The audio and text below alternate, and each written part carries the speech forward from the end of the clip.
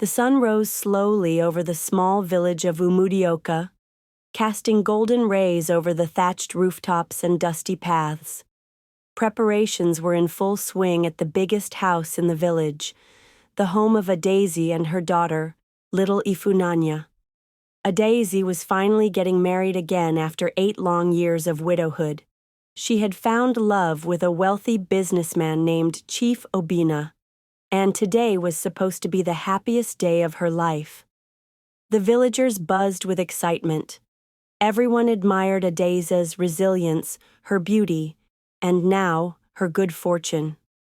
Ifunanya, Adaeze's 8-year-old daughter, sat quietly in the corner of the bustling living room. Her white dress was too big for her tiny frame, and her little hands clutched a small bouquet tightly. She should have been happy, but her heart felt heavy. Over the past weeks, Ifunanya had noticed strange things.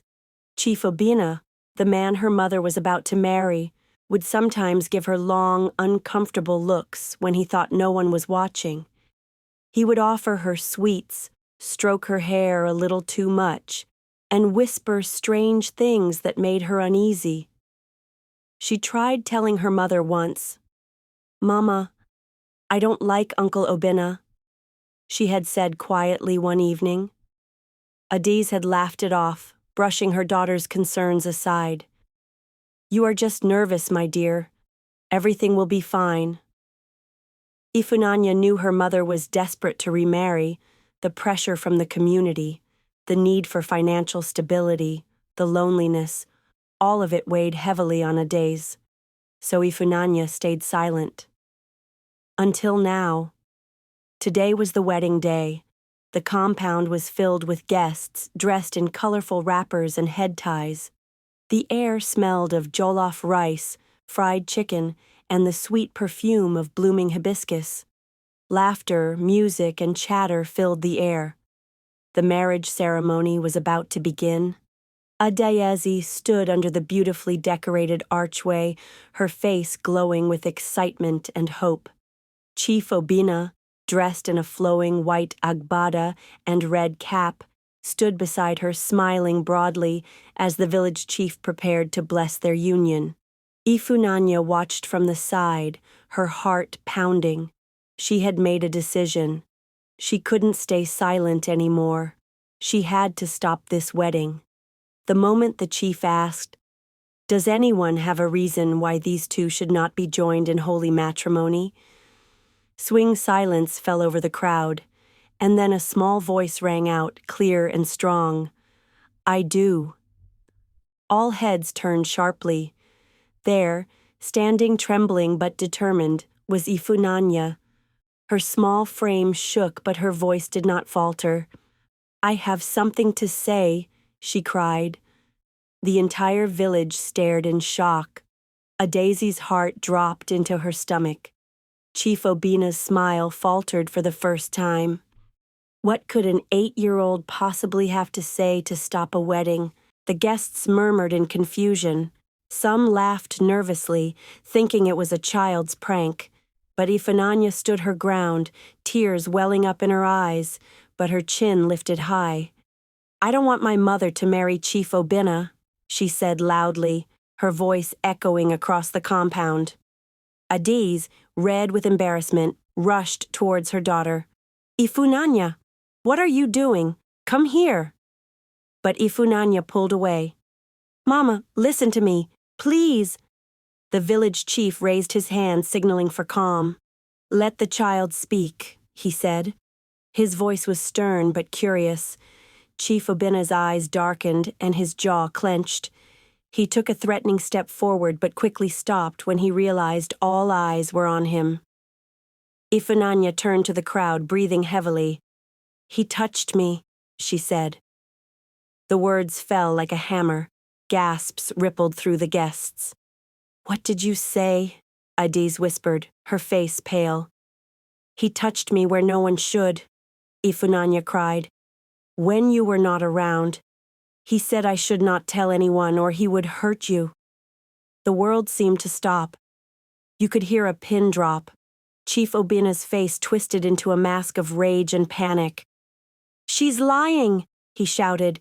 "Children make up stories." But the damage was done.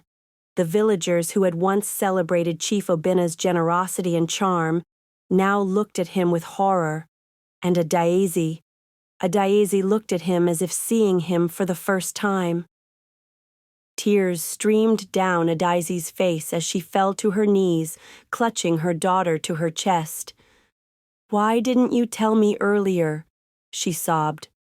"I tried, Mama. You didn't believe me," Ifunanya whispered, her small hands holding tightly onto her mother's dress. The village elders stepped forward. The chief's face was dark with anger.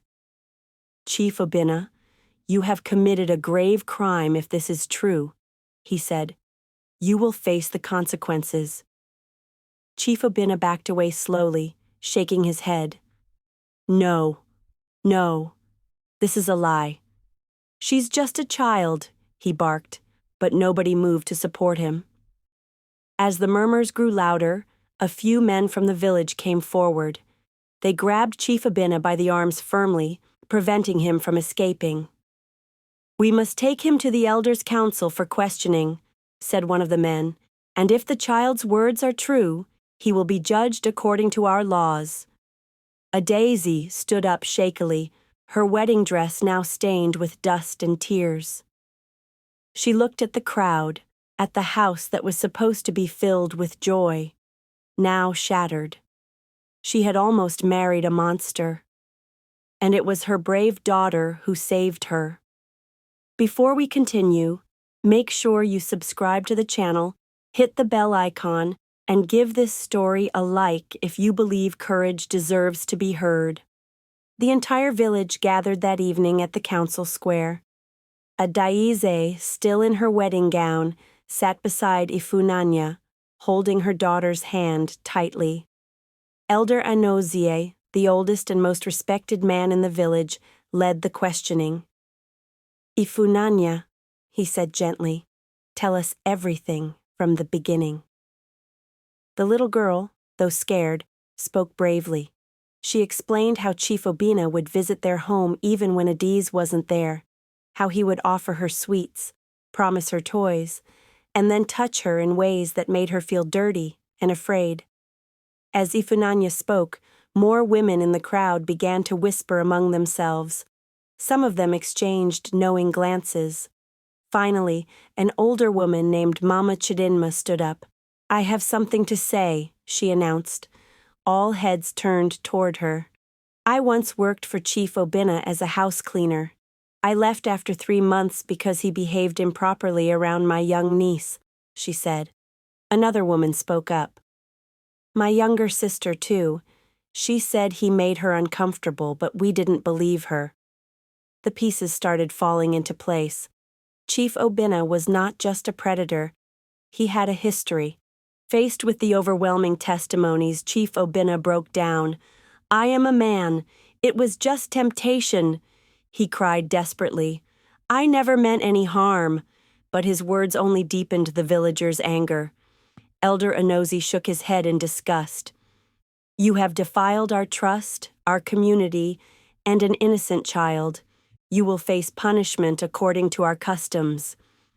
Chief Obina was stripped of his titles and banned from the village immediately. His properties were confiscated, and he was handed over to the authorities. Adaeze sat silently, numb. Her dream wedding had turned into a nightmare, but she was grateful for a daughter who had more courage at 8 years old than many adults. That night, as they sat together under the stars, Adaeze hugged Ifunanya tightly. "You are my hero," she whispered. Ifunanya smiled sleepily. "I just wanted to protect you, Mama." Life was not easy after that day. Adaeze faced whispers, pitying glances, and judgment. Some people still blamed her for bringing Chief Obina into their lives. But Adaeze held her head high. She focused on building a better future for her and Ifunanya. She took up sewing again, opened a small shop, and worked tirelessly. And Ifunanya, once shy and timid, blossomed into a confident, bright young girl admired by all. Years later, when Ifunanya was asked why she had spoken up that day, she simply said, "Because no one else would." If you were in Ifunanya's shoes, would you have had the courage to speak up in front of the whole village? Tell us in the comments below. Your voice matters.